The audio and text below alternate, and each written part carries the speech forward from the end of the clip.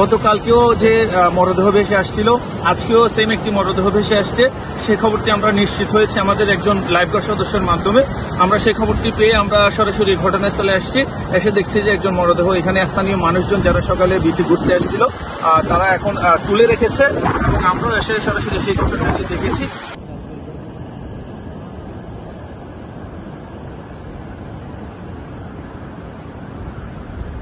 যেহেতু যে পরিমাণ সমুদ্র সৈকতের ট্রলার ডুবির ঘটনা ঘটেছে বা সমুদ্র সৈকত কয়েকদিন ধরে উত্তাল ছিল, তো যার ফলে হচ্ছে এই মরদেহগুলো ওইখান থেকে ভেসে আসছে বলে আমরা ধারণা করছি।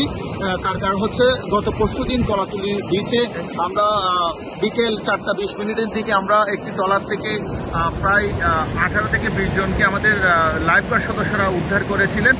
মরদেহগুলো ভেসে আসছে, সেগুলো সবগুলোই ট্রলার ডুবির ঘটনার কারণে যারা মাছ ধরতে গিয়েছিলেন গভীর সমুদ্র সৈকতে তাদেরই মরদেহগুলো বলে আমরা ধারণা করছি।